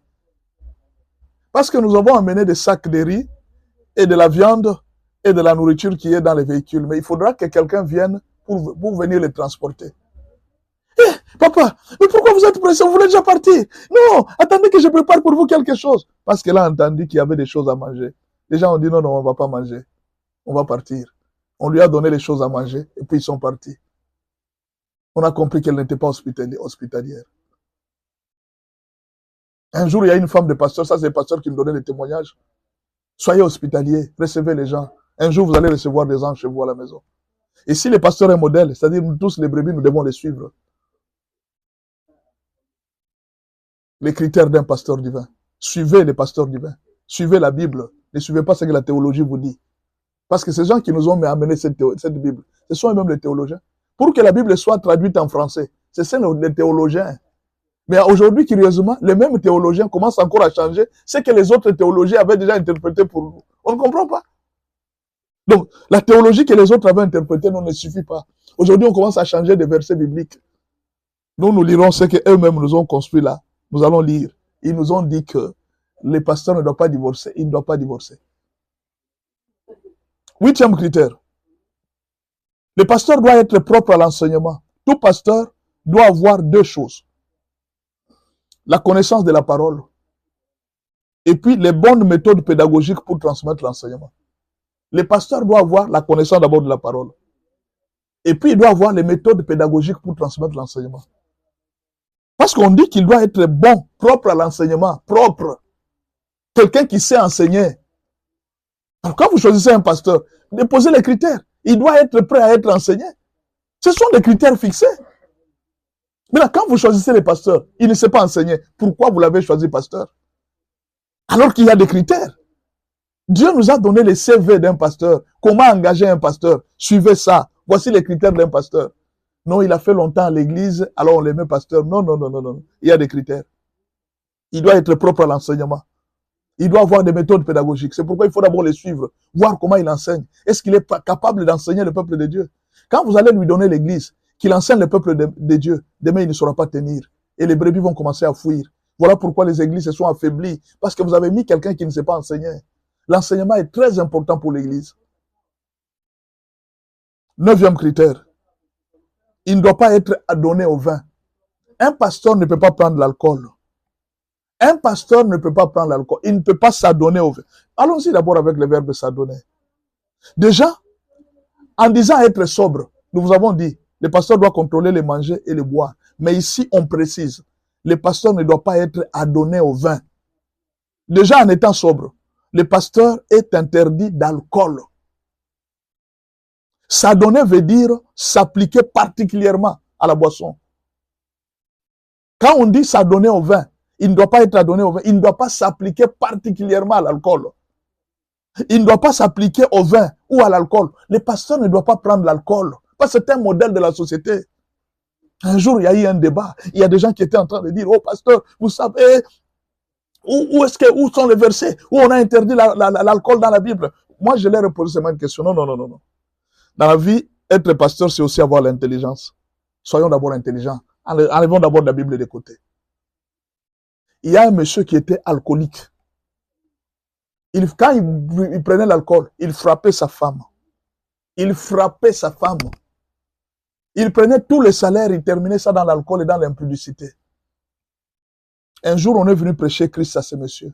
On lui a dit, abandonne ce chemin. Ce monsieur a pris la décision, il dit, non, non, plus jamais d'alcool dans ma maison, je ne prendrai plus l'alcool. Et quelque temps, la femme est venue témoigner, il dit, mon mari, depuis qu'il a laissé l'alcool, les enfants commencent à étudier, les enfants commencent à aller à l'école, et tous, en tout cas, nous sommes bien. Et ce monsieur vient à l'église, il commence même à servir Dieu à l'église. Maintenant, imaginez que ce monsieur-là voit un jour le pasteur en train de boire l'alcool. Vous comprenez comment est-ce que vous avez scandalisé une âme? Et puis c'est toi le pasteur qui justifie que l'alcool ce n'est pas grave. Maintenant je dis, pour cette âme-là, vous savez ce que vous venez de faire? Non, je vous pose la question. Est-ce que vous savez ce que vous venez de faire pour cette âme? Non, répondez-moi. Est-ce que vous savez ce que vous venez de faire? Une personne qui avait déjà abandonné l'alcool, elle vient à l'église, elle trouve le pasteur en train de prendre l'alcool. Vous l'avez fait retourner en enfer. Vous l'avez fait retourner dans tout ce qu'il prenait. Dit donc, moi, qui ai abandonné l'impudicité, j'ai laissé. Et j'ai trouvé un pasteur en train de faire l'impudicité.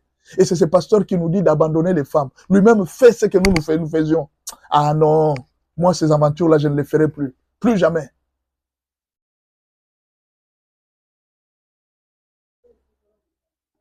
Tu as tué une brebis. Il ne faut pas être sentimental. Il ne faut pas parce que vous êtes, je ne sais pas. C'est pourquoi je vous ai dit, quand vous êtes pasteur, vous ne devez pas scandaliser. Le scandale se fait en rapport avec les us et coutumes de l'endroit où vous vivez. Comment vous pouvez de votre bouche sortir que non, l'alcool ce n'est pas grave? Faites attention. Je vais terminer par un critère. Parce que là, je vais faire déjà 1h30. Je termine par ces critères. Écoutez-moi bien.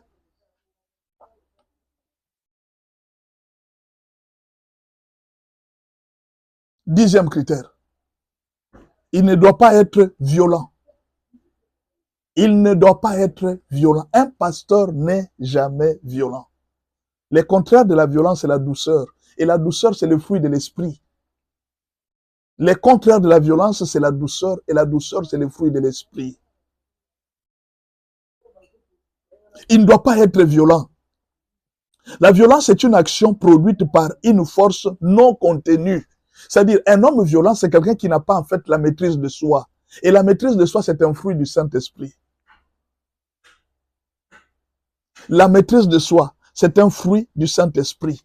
Un homme violent, c'est quelqu'un qui fait une action qui fait sortir une force qui n'est pas contenue. Elle peut être verbale ou physique. Un pasteur ne doit pas, 1, frapper. 2, injurier. 3, dénigrer. 4, détruire. 5, briser. 6, tuer. 7, propager la haine ou la violence. Mais le pasteur doit promouvoir la paix et non promouvoir la guerre. Un pasteur est un homme de paix. Il doit chercher la paix. Un pasteur doit chercher la réconciliation. Un pasteur doit chercher à mettre les gens ensemble.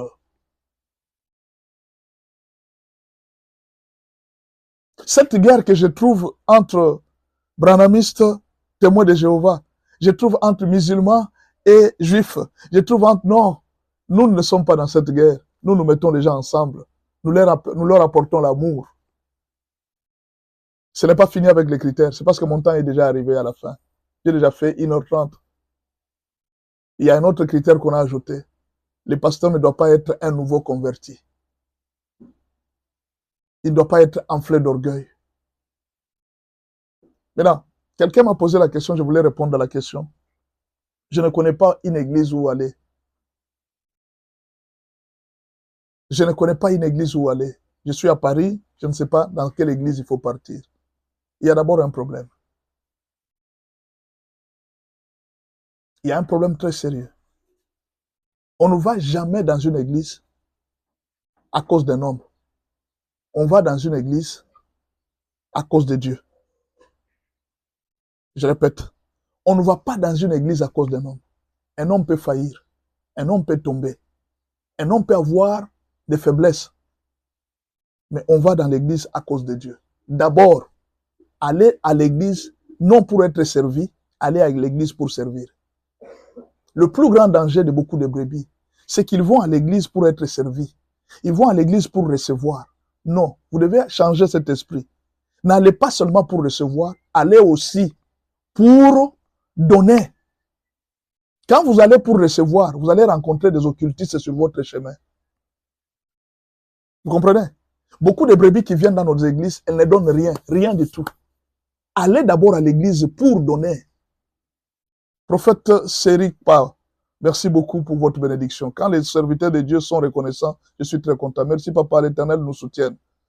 N'allez pas dans une église. Beaucoup de gens sont déçus. Pourquoi? Parce qu'ils sont venus dans une église pour recevoir. Ils ne sont pas venus dans une église pour donner. La Bible dit, il y a plus de bonheur à donner qu'à recevoir. Un chrétien n'est pas celui qui cherche à recevoir. C'est quelqu'un qui cherche à donner pour recevoir en retour. Un chrétien n'est pas celui qui cherche à vivre des semences. Il cherche d'abord à s'aimer pour récolter la semence. Cherchez une église où vous pouvez donner quelque chose. Ne cherchez pas une église où on va vous donner quelque chose. Vous avez quel don? Vous avez quelle capacité? Qu'est-ce que moi je peux être utile dans cette église? Par exemple, je suis chanteur. Va chanter à l'église. C'est tout. Va donner ce que tu as. Ça, c'est la première chose. N'allez pas à l'église pour recevoir. Allez-y d'abord pour donner. Parce que la Bible dit, 1 Pierre 4, verset 10, chacun de vous a reçu un don qu'il mette au service des autres. Ce qui complique à l'église, c'est qu'à un certain moment, il y a un seul groupe de personnes qui exploitent leurs dons. Les autres sont assis dans le banc, ils ne font rien, ils ne font que regarder. Mais alors, quand plus vous regardez les mêmes personnes chaque jour, à un certain moment, vous allez vous fatiguer de ces gens-là. L'église, c'est la diversité des dons, c'est la diversité d'opérations. Quand il n'y a pas de diversité d'opérations, ça fatigue. Chaque jour, vous voyez toujours les mêmes personnes. Ce sont eux les stars de l'église. Les autres sont là, ils ne font rien à l'église. Non, l'église ne marche pas comme ça. Cherchez votre don d'abord. Quel est le don que Dieu m'a donné? Et qu'est-ce que je peux donner à cette église par rapport à ça? Si vous êtes parti pour la libéralité, aidez l'église, aidez les pasteurs. Occupez-vous de votre don. Si vous voulez entrer dans le détail de la vie des serviteurs de Dieu, vous risquez de tomber. Parce qu'il n'y a pas une église parfaite. Deuxième chose. Avant de choisir une église, regardez le fruit du pasteur. Prenez les livres de 1 Timothée 3, lisez jusqu'à 6. Regardez le fruit d'un pasteur. Faites des enquêtes, ce n'est pas interdit, ce n'est pas un péché. Jésus ne nous a pas dit, vous connaîtrez les faux serviteurs de Dieu dans la vision. Non. Il n'avait pas dit dans la vision. Il avait dit en observant les fruits, les actes qu'il pose. Avant de prendre une décision, entrez dans la vie de ces pasteurs, cherchez-le sur TikTok, sur WhatsApp, cherchez son témoignage. Renseignez-vous même auprès des gens. Cherchez les fruits de ces pasteurs. Est-ce que vous avez déjà entendu ce pasteur dans tel problème, dans tel scandale? Est-ce que vous avez déjà entendu ce pasteur dans tel... Mais vous le faites pour le mariage. Faites de même aussi pour Dieu. Pour l'église, faites aussi de même. Avant d'épouser une femme, vous vous renseignez, non? Allez vous renseigner. Je ne vous dis pas de prier d'abord. Priez après. Commencez d'abord à vous renseigner sur les fruits de ce pasteur. Quels sont les fruits qu'il produit? Il produit quels fruits? Il enseigne quelle doctrine? Est-ce qu'il est dans la saine doctrine? Est-ce qu'il enseigne de bonnes choses? Vous comprenez? Parce que l'arbre est reconnu à ses fruits. Mais vous n'avez pas vu les fruits du pasteur. Vous vous êtes contenté de ce que les gens ont dit. Non, il faut que vous puissiez voir les fruits et goûter les fruits. C'est tout à l'heure que vous allez connaître que c'est un bon fruit. Vous comprenez? Vous vous êtes renseigné. Vous avez appris la doctrine qu'il donne. Approchez-vous. N'est-ce pas? Après, priez. Si je peux me répéter, cherchez d'abord ce que vous allez donner à l'église. N'allez pas même vite. Nous ne sommes pas des pauvres. Les chrétiens ne sont pas des pauvres. Chaque chrétien a quelque chose à donner.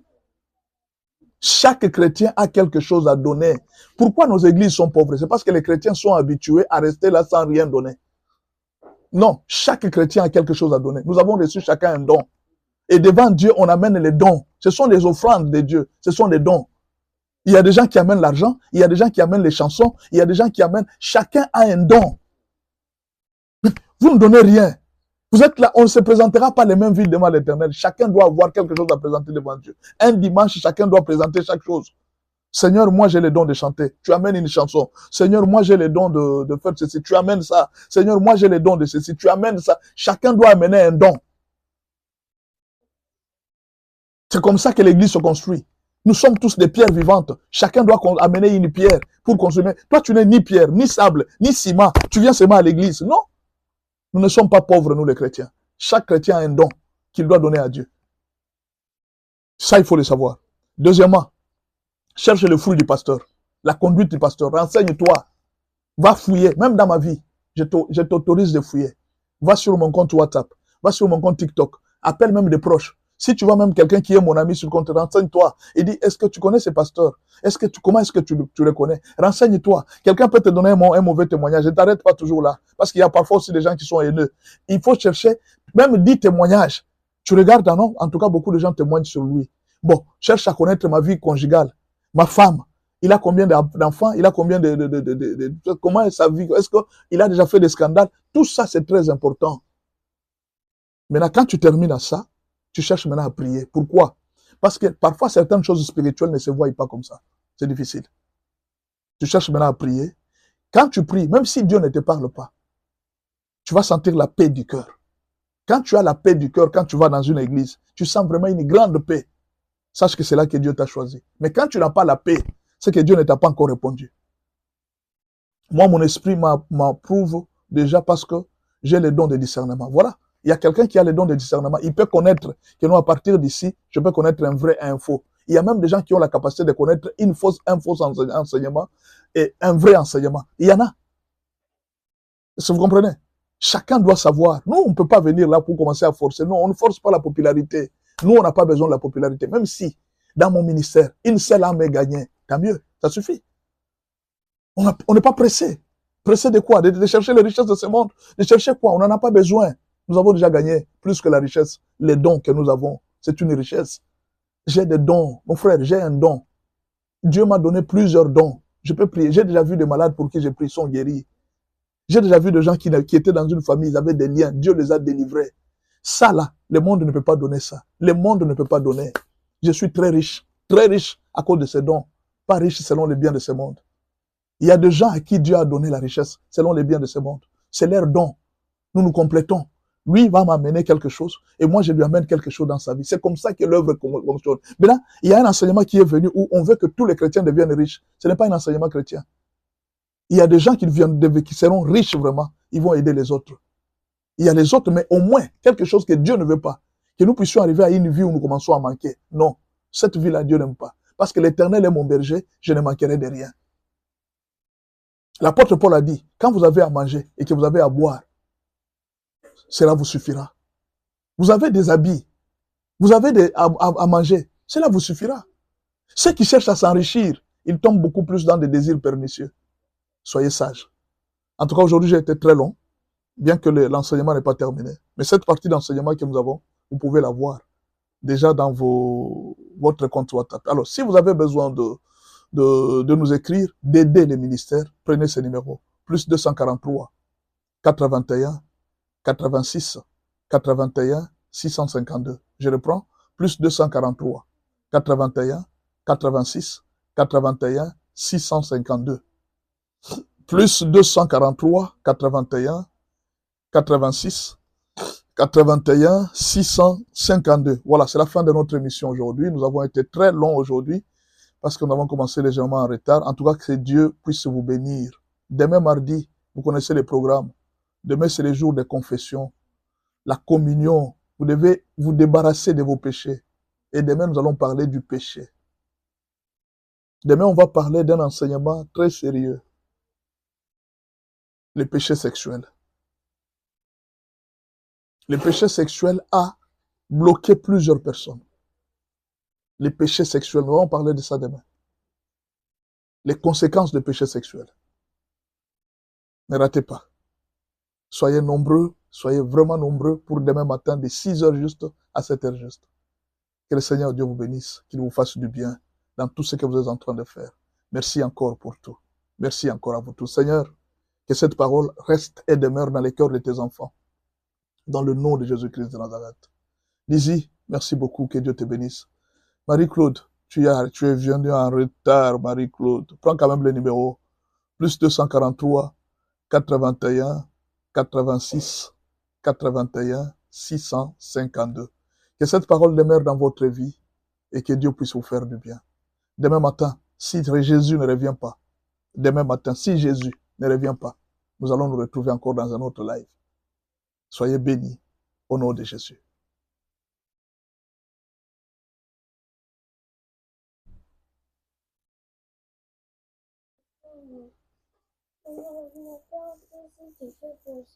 Ça même se fermer. Ça ne peut pas se fermer. Ça s'était fermé. Lentement.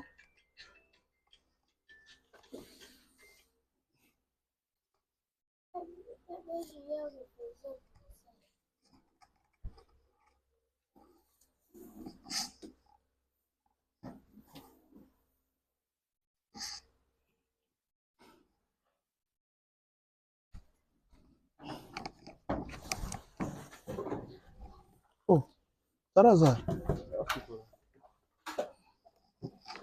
Tombe.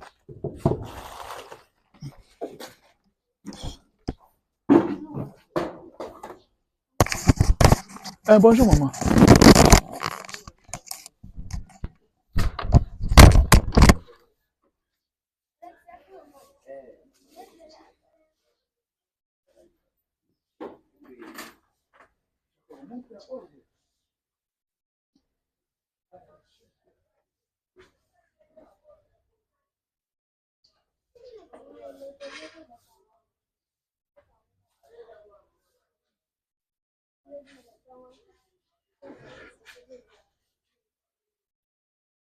Gracias.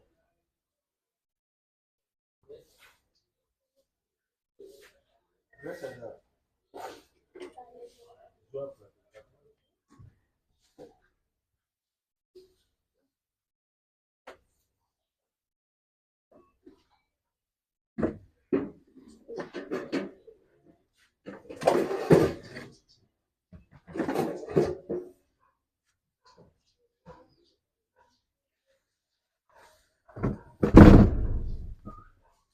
Bonjour, papa. Bonjour, bonjour.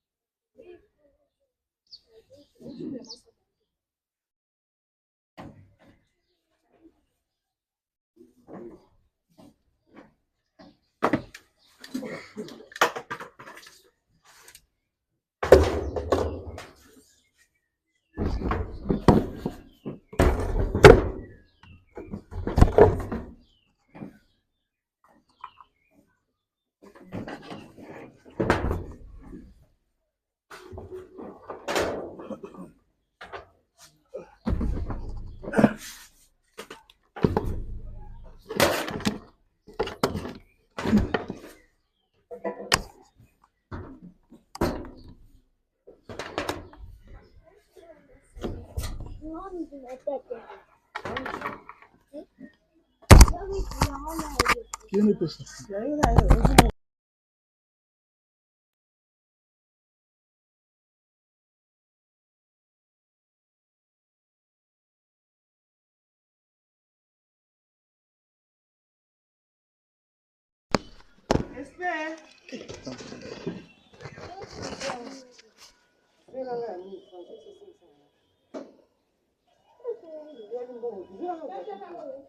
Eh.